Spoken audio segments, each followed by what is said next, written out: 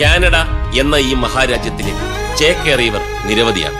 ഇതിൽ മിക്കവരും ജീവിക്കാൻ വേണ്ടി ചില അഭ്യാസങ്ങൾ കാണിക്കാറുണ്ട്.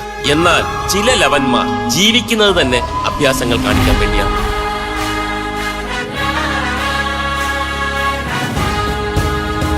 അങ്ങനെയുള്ള ഒരു ലവനാണ് ഈ കഥയിലെ നായകൻ.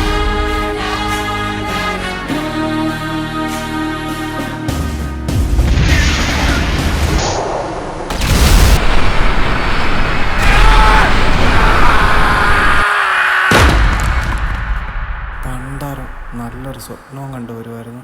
മൂടും പോയി. ഷിറ്റ്. ഇനിയിപ്പോൾ എന്തായാലും കുറച്ച് നേരം കൂടെ കിടക്കാം. അയ്യോ, ഇന്നല്ലായിരുന്നു ഇന്റർവ്യൂ ഉണ്ടായിരുന്നത്. ഓ, ഇതൊക്കെ ഞാൻ തന്നെ ക്ലീൻ ആക്കണം. ഇതാണ് ഫഹദ്. എല്ലാ സാധാരണക്കാരെ പോലെയും ഇപ്പോഴും സ്വന്തം കാര്യങ്ങൾക്ക് വേണ്ടി ജോലിയും തേടി ഇങ്ങനെ പോവുകയാണ് പുള്ളി. ഇന്ന് അദ്ദേഹത്തിന്റെ 43ാമത്തെ ഇന്റർവ്യൂ ആണ്. തന്നെ പോലത്തെ ആളെ ശരിക്കും എനിക്ക് ആവശ്യമില്ല. എന്നാലും താങ്കൾ എന്തിനാണ് ഇവിടെ ജോലിക്ക് അപ്ലൈ ചെയ്തത്? That is because after a great consideration and consultation, I came to the conclusion that the socialist illusion was a great botheration to the Indian nation whose chief occupation was cultivation and education. But with further contemplation and deliberation, I discovered that without globalization and exploration, there cannot be optimization to make India's transformation to a superpower nation. So... അത് കൊള്ളാം. English അറിയാമാർക്കൊന്നും ഇവിടെ ജോലി ചെയ്യണ്ടേ? So pathetic. പിന്നെ ആകെയുള്ളൊരു സമ്പാദ്യം എന്ന് പറയാനാണെങ്കിൽ അത് ഈ ഒരു ബൈക്കാണ്. അതെടുത്ത് പോകാത്ത സ്ഥലങ്ങളുമില്ല, അതെടുത്ത് പോകാത്ത വഴിയുമില്ല. പക്ഷേ പെട്രോൾ അടിക്കാൻ പോലും പൈസ ഇല്ലാത്തതുകൊണ്ട് പുള്ളി ഇപ്പം നടന്നിട്ടാണ് പോകുന്നത് ഓരോ സ്ഥലത്തേക്ക്. പക്ഷെ ബസ്സിൽ പോകുന്നതിനും നടന്നു പോകുന്നതിനും ഒന്നും പുള്ളി യാതൊരു അഹങ്കാരവും കാണിക്കാറില്ല.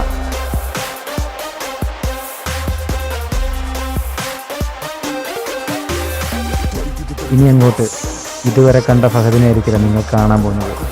Just wait and watch.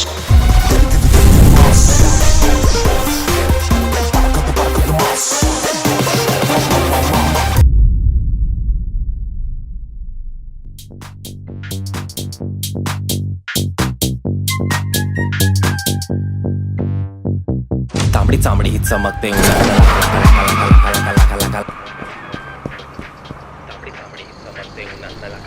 Oh, 2 minute കൂടെ ഉള്ളല്ലോ ഇനി ബസ് വരാൻ.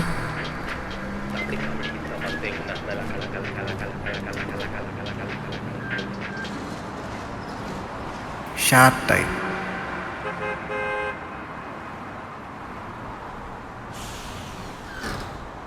Hey, wait.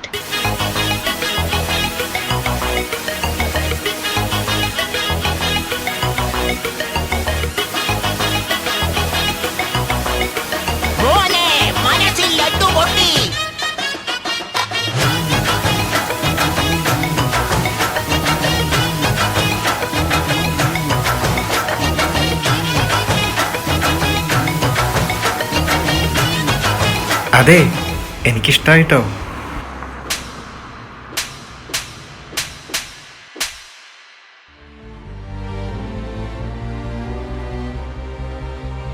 തനിക്ക് പിന്നാലെ നടക്കാൻ നല്ലത് വേറെ പണിയൊന്നുമില്ല. എനിക്ക് തൻ്റെ പിന്നാലെ നടക്കാനല്ല, ഒപ്പം നടക്കാൻ ഇഷ്ടം.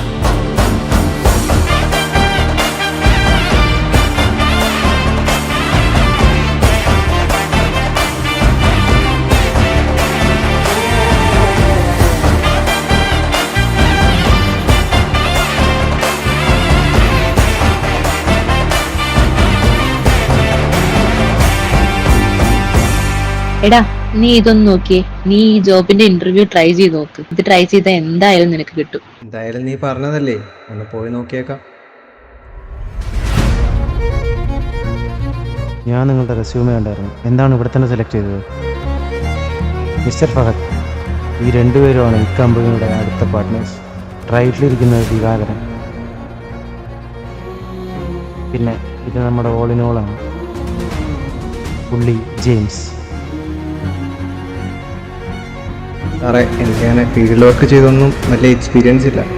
പക്ഷേ ചെയ്യുന്ന ജോലി കോൺഫിഡൻസ് ആയിട്ട് ചെയ്യാൻ പറ്റുന്നൊരു വിശ്വാസമുണ്ട്. ഞാൻ നിങ്ങളുടെ എക്സ്പീരിയൻസോ സർട്ടിഫിക്കറ്റോ ഒന്നും നോക്കുന്നില്ല. But I like your attitude. You are selected.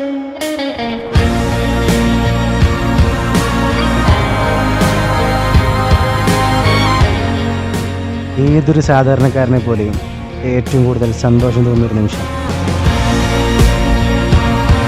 പയ്യെ പയ്യെ ഫഹദ് പരിക്കൻ ശംഭുവിൻ്റെ ശ്രദ്ധ പിടിച്ചു പറ്റാൻ തുടങ്ങി. Fahad, welcome to my main office. ഇവിടെ ഞാൻ ഗ്രേപ്പിൻ്റെ സെക്ഷനാണ് ഹാൻഡിൽ ചെയ്യുന്നത്. ഇവിടെ all importing and exporting are done by only the one and only.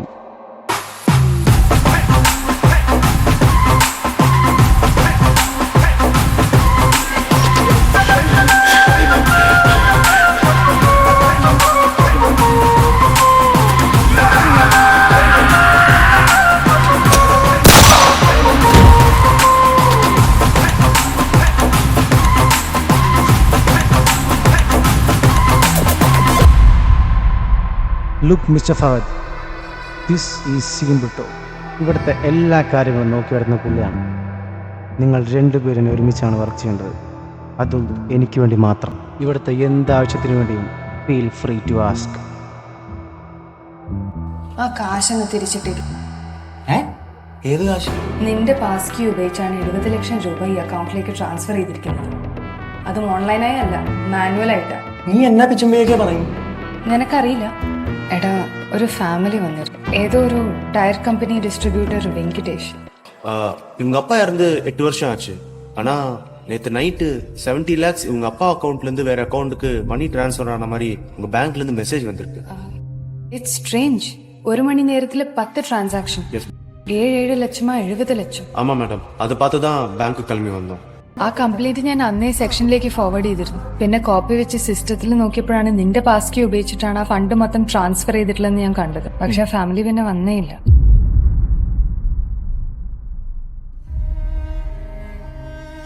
ബാങ്കിൽ വെച്ചൊന്നും പറയാൻ പറ്റില്ല, അതുകൊണ്ടാണ് പുറത്ത് കാണാമെന്ന് പറഞ്ഞു. സംഗതി നമ്മൾ വിചാരിച്ച പോലെ ടെക്നിക്കൽ ഗ്ലിച്ചോ റാൻഡമായി സംഭവിച്ചോ ഒന്നുമല്ല. കഴിഞ്ഞ 1 വർഷത്തിനിടയ്ക്ക് ഏകദേശം 10 കോടിയോളം രൂപയാണ് എൻ്റെ പാസ് കീ ഉപയോഗിച്ച് മാത്രം ഡെഡ് ഓർ ഇനാക്റ്റീവ് അക്കൗണ്ട്സിൽ നിന്ന് ട്രാൻസ്ഫർ ചെയ്തിരിക്കുന്നു. ഞാൻ സിസ്റ്റം മുഴുവൻ ചെക്ക് ചെയ്തു. ആരും അന്വേഷിച്ച് വരില്ല എന്ന് ഉറപ്പുള്ള അക്കൗണ്ട്സിൽ നിന്ന് 100 കണക്കിന് അക്കൗണ്ട്സിലേക്കാണ് ട്രാൻസ്ഫർ ചെയ്തിരിക്കുന്നത്. ഇത് തന്നെയാണ് പറയാൻ ഞാൻ ഉദ്ദേശിച്ചത്. ഫോർ എക്സാമ്പിൾ, തൻ്റെ നാട്ടിൽ തിരുവല്ല ഏരിയയിൽ മാത്രം ഏകദേശം 6000 കോടിയോളം രൂപയാണ് അവകാശികളില്ലാതെ പല അക്കൗണ്ട്സിൽ കിടക്കുന്നത്.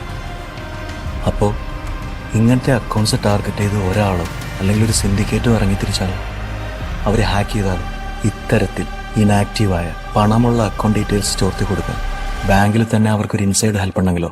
നീ പറഞ്ഞതിന് ഉത്തരം കിട്ടണമെങ്കിൽ ഒരാളും കൂടെ വരണം, വരിക്കൻ ശംഭു.